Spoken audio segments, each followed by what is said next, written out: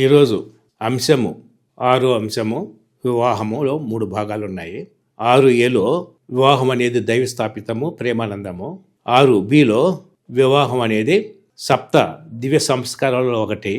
6Cలో వివాహం యొక్క సహజ లక్షణాలు, లక్ష్యాలు లేదా ఉద్దేశాలు. ఈరోజు 6A దైవ స్థాపితం, ప్రేమానందం అనే అంశం గురించి మాట్లాడుకుందాం. వివాహం అనేది విశ్వసనీయం, ప్రజలందరికీ పిలుపు. కానీ 90% ప్రజలు మాత్రమే వివాహ పిలుపును స్వీకరిస్తున్నారు. మనిషి పుడతాడు, పెద్దవాడు అవుతాడు, పెళ్ళాడుతాడు, బిడ్డల్ని కంటాడు, మరణిస్తాడు. హైందవ విశ్వాస ప్రకారం కామిగాని వాడు మోక్షగామి కాడు. క్రైస్తవం ప్రకారం వివాహం అనేది ప్రకృతి ధర్మే కాకుండా దైవ స్థాపితం.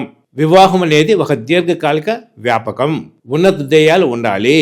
గొప్ప ఉద్దేశంతో జీవితం మొదలవుతుంది. ఇందు ఇద్దరు భవిష్యత్తులు ముడిపడి ఉన్నవి.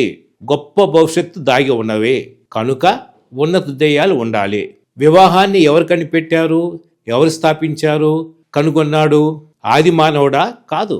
గ్రీకు తత్వవేత్త? కాదు. ఆధునిక మానవుడా? కాదు. మరి ఎవరు? ఇప్పుడు వివాహం అనేది దైవ నిర్ణయం, దైవ స్థాపితం. దేవుని ప్రణాళికలో ఆదిలో ఏదేను వనములో దేవుడు ఏర్పాటు చేశాడని బైబిల్ చెబుతుంది. పాపము భూలోకంలో ప్రవేశించక ముందు, ఆదాము ఆలోచించక ముందు, అడగక ముందు మానవ స్వభావమును తీర్చిదిద్దిన దేవుడు ఆది దంపతులకు వివాహం చేసెను. వివాహ వ్యవస్థ ఎన్నో ఆటుపోటులకు తట్టుకొని నేటికి నిలిచి ఉన్నవి. కారణం ఏమిటి? కాలగర్భంలో చాలా వ్యవస్థలు వచ్చినవి, పోయినవి. రాజకీయాలు, మరి నియంతృత్వం, బానిసత్వం వచ్చాయి, పోయాయి. కానీ నేటికి కూడా కుటుంబ వ్యవస్థ నిలిచే ఉన్నది. ఆది పాపము కూడా దాన్ని కోల్చలేదు. కేవలం కొన్ని ఒడిదుడుకులు మాత్రమే గురి చేసింది. కారణం ఏమిటి? దానికి కారణం ఏమిటంటే వివాహం అనేది దేవుని ప్రణాళిక. నీకు ఇష్టమున్నా లేకపోయినా ప్రతి వివాహములో దేవుడు ఉంటాడు. వివాహము అర్థము, పరమార్థము. వివాహ అర్థము ఏంటంటే భూలోక ఆనందము చాలా మంచిది. పరమార్థము పరలోక నిత్యానందము, నిత్య జీవము. ఇది ప్రభువు చేసిన రోజు మనం ఉత్సవం చేసుకొని ఆనందించుదాము.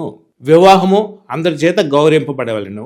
వివాహ బంధము నిష్కల్షమైనదిగా ఉండవలను. వివాహం అనేది దైవిక మూలము, దైవిక నిర్ణయము, దైవ స్థాపితము, దైవ ప్రణాళిక. మానవుని సృష్టి ఏంటంటే మనుషులను విభిన్న లింగ వ్యక్తులుగా సృజించి దీవించాడు దేవుడు. స్త్రీగా, పురుషునిగా సృష్టింపబడ్డారు. వీరికి లైంగికత ఉన్నది.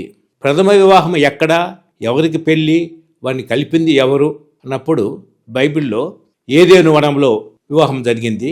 ఎవరికి పెళ్ళంటే ఆదాము ఏవకి. వారిని కలిపింది ఎవరంటే వారిని కలిపింది దేవాది దేవుడే. కలిపి స్త్రీని తీసుకుని వచ్చి పురుషుని దగ్గర తీసుకొచ్చాడు, అంగీకరించాడు, వివాహం అయింది. అందువల్ల 3 వ్యక్తులు, దేవుడు, పురుషుడు, స్త్రీ, సాక్షులు, దేవదూతలు, సృష్టి అంతా. అంతేకాకుండా దేవుని దీవెనలు ఉన్నాయి. దేవుడు వారిని దీవించాడు. ఫలించి సంతానాభివృద్ధి పొంది భూమండలం అంతటా వ్యాపించి దాన్ని వశం చేసుకునుడు, పాలింపమని దేవుడు దీవించాడు. అంతేకాకుండా వివాహ భాగస్వాములు ఎవరంటే ఇద్దరు భార్యాభర్తలు. ఎవరికి వారు విలక్షణమైన వారు, అనగా ఒకరికి ఒకరు అవసరము, తోడు నీడ ఊతకర్ర. వైవాహిక బంధం అనేది సుఖదాయకమైనటువంటిగా ఉండాలని దేవుడు నిర్ణయించాడు. వివాహం తరువాత లైంగిక ఆనందము అనుభవించాలన్నదే సంగతిని దేవుడు స్పష్టంగా తెలియపరిచాడు, స్థిరపరిచాడు కూడా. వివాహం ఎందుకు చేసుకుంటారు? మానవుని ఆత్మ నిట్ట నిలువుగా ఊర్ధముగా ఉన్న దేవునికి కోసం తహతహ. శరీరం ఏం చేస్తుంది? సమాంతర సంబంధమైన తోటి మానవులకై తహతహలాడుతుంది.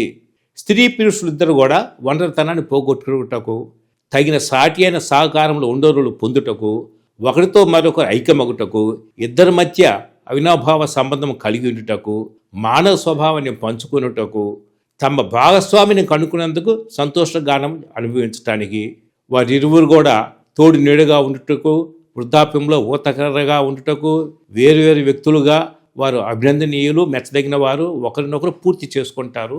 అద్వితీయ మెప్పును తెలియజేసేవారు భార్యాభర్తలు. ఐక్యత ద్వారా తమ తామే కాకుండా ఇతరులను కూడా తెలుసుకుంటారు. పరస్పర అవగాహన, జ్ఞానము, పరిపూర్ణ అభివృద్ధి, దేవుని ప్రేమతో బంధింపబడిన వారు అందుకే వివాహం చేసుకుంటారు. గమనిక, వారిద్దరూ ఏక వ్యక్తి ఐక్యమైపోవాలి. దేవుని సృష్టి ప్రణాళిక రీత్యా కూడా వారి శక్తి సామర్థ్యాల్లో భేదం ఉండి, లింగ భేదం ఉండినను వారు చేయవలసిన పనులు కూడా వేరువేరుగా ఉన్నప్పటికీ వారిద్దరి వెలువలో భేదం లేదు. వారిద్దరి అవసరాలు కూడా సమానము. ఇద్దరు కూడా దేవుని బిడ్డలే, దేవునికి మరి సరి సమానులే. అంతేకాకుండా ఆదాము ఏమని సృజించి వారిని ఏమని పెట్టారు? నరులు అని చెప్పారు. స్త్రీకి పురుషుడు ఎంత అవసరమో పురుషునికి కూడా స్త్రీ అంతే అవసరము. తన భార్య భర్తకు బానిస కాదు, సామాన్య ధర్మం కూడా కాదు. అందువల్ల క్రైస్తవ భర్త ఏం చేస్తాడు? భార్యను స్నేహితురాలుగా భావించాలి. దాంపత్య ప్రేమ శక్తి దేన్నైనా భూలోకంలో జయిస్తుంది. దాంపత్య ప్రేమ ఆనందము. వివాహం అనేది దేవుని వరము, దేవుడే మూలము. Love, sex, marriage and family life as great gifts of God to be released and be thankful for. Love, sex, marriage and family life, rootedness and reasonable in God. హృదయశుద్ధి గల వారికి దేవుని మర్మాలు తమ శరీరం ద్వారా తెలుసుకొనగలుగుతారు, బహిర్గతమగును. ఆయన తన నిబంధనను వారికి తెలియజేశాడు. భగవంతుడు ఒక బంధం ద్వారా, నిబంధన ద్వారా భార్యాభర్తలు వివాహంలో ఒకటవుతారు. మరి అంతేకాకుండా దేవుని వాక్యం అనేది దంపతుల్ని ఆదరిస్తుంది, పవిత్రపరుస్తుంది. అంతేకాకుండా ఒక బైబిల్ గ్రంథం చూసినట్లయితే కుటుంబాలు, పుట్టుకలు, ప్రేమ కథలు, కుటుంబ సమస్యలతో నిండి ఉంది. కుటుంబం అనేది నిజమైన ప్రయోగాత్మకమైన వ్యవహారం లాంటిది. మధురమైన వ్యాపకము, ప్రేమే రాజ్యమేలును. వివాహం అనేది రంగుల మిశ్రమము. నిండు జీవితం జీవించాల. సంతోషము, సమస్యలు, ఒత్తిడి, ఊరట, బాధలు, స్వాంతన, సంతృప్తి, ప్రయాస, విచారము, ఆనందము కలగలిపిన మిశ్రముగా పేర్కొన్నారు. అంతేకాకుండా భార్యాభర్తల ప్రేమ రూపాంతరం చెందిన ప్రేమగా మారాల.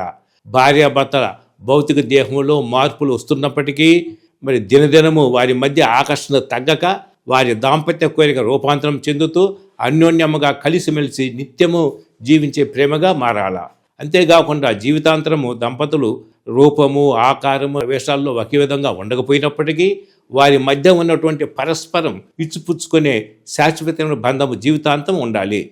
దాంపత్య జీవితంలో సంతోషము, విశ్రాంతి, సంబరాలు జరుపుకుంటూ లైంగిక సహజ ప్రకృతి మొదలైన ఎన్నో ఆనందమైన విషయాల్ని అనుభవిస్తూ ప్రతి కుటుంబీకుడు కూడా మరి దేవునిలో రెండు జీవితం జీవించాలి భూలోకంలో.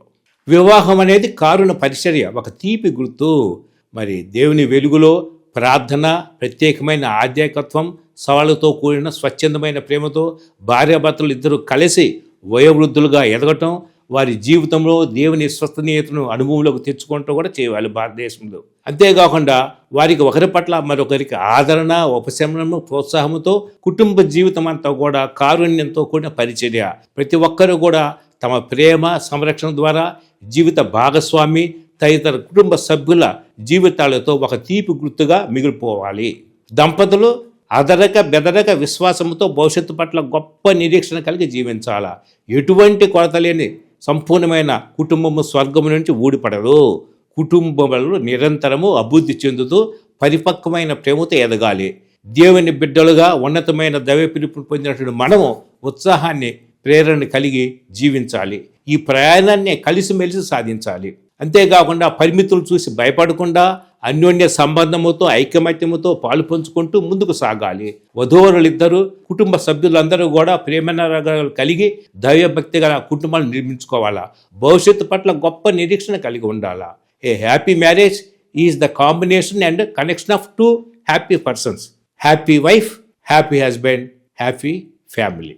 God bless you all.